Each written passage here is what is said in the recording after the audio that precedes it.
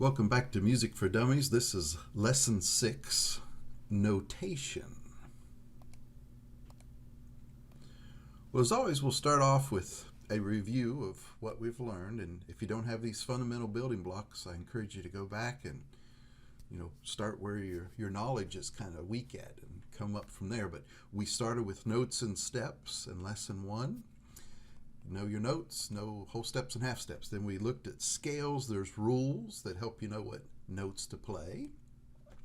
And then once you know kind of the scale, the notes to play, how to pick the chords out of that scale in Lesson 3. And then we talked about three-chord theory, how to know which three chords in particular would sound good together, at least major chords, help you start playing right away if you're using chords. And then last lesson we looked at tonality, how music kind of centers around a sound and pulls you back and gives you a little understanding of what's happening with music. And with some great thought again, decided today a good thing would be music notation. Music notation. I'm trying to teach music in general here instead of just for the guitar. I think I'll start another one and maybe put links here to focus guitar people on things they'd like to learn, and continue this one just general music knowledge. So it seems like notation is another good logical step with the knowledge we're building up here. Notice that unique device to the right too before we move on. Just worth pausing. Maybe you've never seen or heard of that there's like a music typewriter or something there, especially before computers were so popular, how they would make music, sheet music and things with that device. Pretty neat. Music notation. So I want you to think that music, it's a written language really. It's like learning a foreign language. It really is, music is. But don't get nervous. Some of us maybe have studied Spanish or French. It's not nearly as hard, I post you, not nearly as hard learning this foreign language here. Matter of fact, it's a foreign language that we share in common, don't we? That it's really a common language, isn't it? Maybe that's why it's the most easy language to learn. It's across all cultures coming together, making music, a common language. So, when it comes to music, we could just write down a piece of paper. I want you to play something. Here, play C, E, F, G. Here's some other notes. Play them. But there's really something missing there if you think about it. You really don't know what octave I'm telling you to play, especially on a guitar. What fret are you really want me to play those on? Or even the timing. Just don't, or don't. There's a lot missing from just writing down the note names. Which, we could make a step in the right direction. Maybe with tablature, I could at least tell you the exact octave I want you to play in. This is ugly or not familiar to some who don't play with guitar, but there's supposed to be your strings, and it's telling you hold like an open string. Just don't even hold it and pluck it and put your finger on the third fret and pluck it. So here the guy knows at least what octave to play in, but he still doesn't know timing, so something's missing. Well, how are we going to take care of that? Obviously, musical notation to the rescue. This can tell us timing, pitch, and everything, musical notation.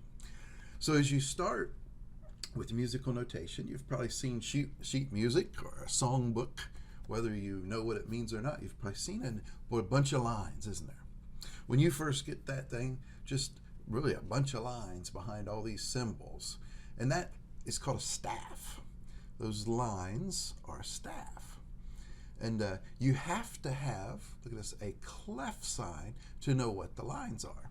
Even some who know music assume, maybe a lot of times, a clef they're used to.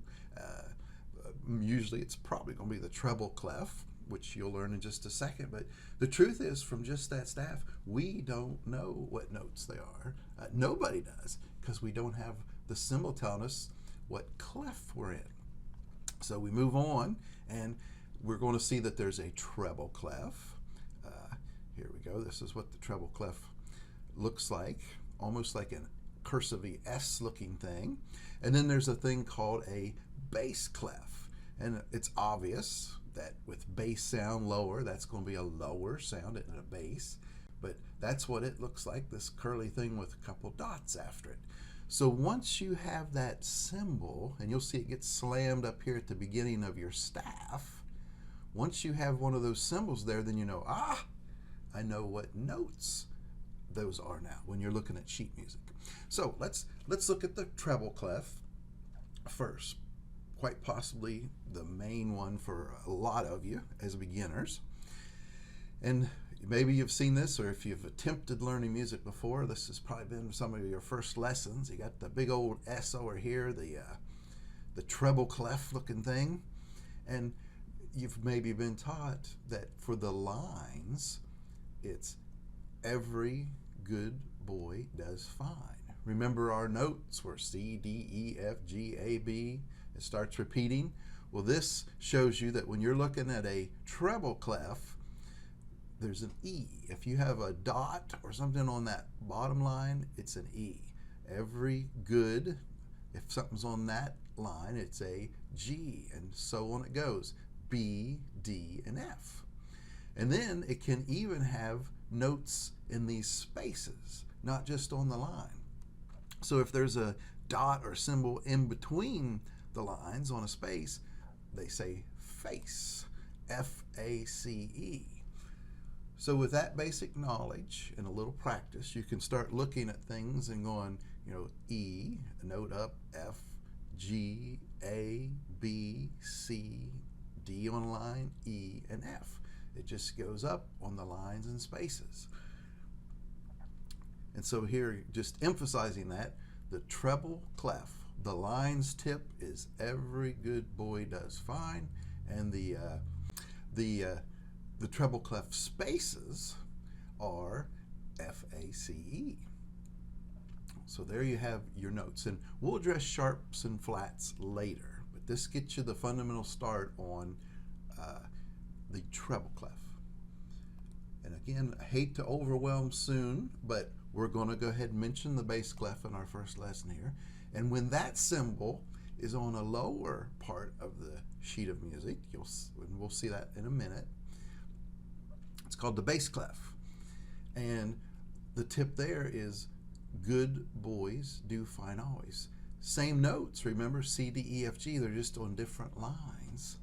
And G, B, D, good boys do fine always, and all cows eat grass. There's different sayings. You might like some better. You can search the internet. Like for the other clef, one of them was every good boy deserves fudge or something. That's a good one. But something that helps you learn the notes on the staff. This is again the bass. I forgot to mention on the last one just something neat, slang, and so I'm going to flip back and then we'll come mention a little tip on this one, or just trivia. Back on here, this is actually in slang called the G clef sometimes, the treble clef called G clef, because notice your bottom whirly thing here is kind of wrapping around what becomes the G note on the treble clef. So treble clef slang, sometimes called the G clef. And now back to our bass clef, sometimes in slang called the F clef, because the two dots in the circle there kind of focus around what becomes the F on the bass clef. So just a little tip. So again, bass clef lines, good boys do fine always, and also in the bass clef, the spaces, all cows eat grass is one way to remember it. So here's something neat. It's like, why would you have different lines mean different things? That's crazy, right? Well, it makes sense when you see this put together. And remember, this all started from math and logic and wanting to understand how things work. Here's why they use different lines and spaces. When you put the treble clef on top of the bass clef, you bring them together, it's called the grand staff. You have the whole picture here, and you go from the bass on up to the treble.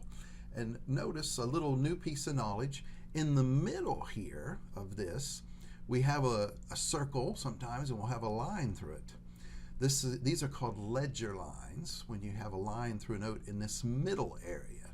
And sometimes you'll see that stretched in music. They'll sneak some extra ones in there. But the neat thing, let me pop this up. The neat thing here is, notice in the grand staff, the two staffs, the treble and the clef, are one smooth continuation. Bass clef goes up to middle C, and then the treble clef goes from middle C right on up. That makes sense why they did what they did. And if you use your Every Good Boy Does Fine and your bass clef note tips, you will see that, you know, C, D, E, F, G, A, B, C, and D, E, F, G, A, B, C. Doesn't that make sense and make you not as confused as to why they would do something so crazy as to use different lines for different things? Because it makes sense in the grand staff.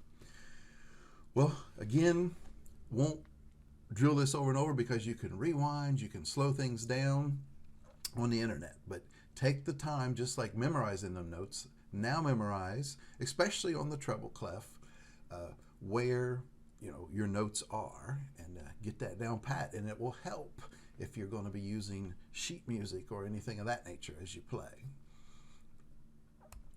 Now, think about this before we end today. What about timing? We talked early on about tablature not giving the timing. We haven't really addressed that yet, have we? All we've done is really addressed pitch notation, like the tablature itself. We would need more knowledge to know about timing.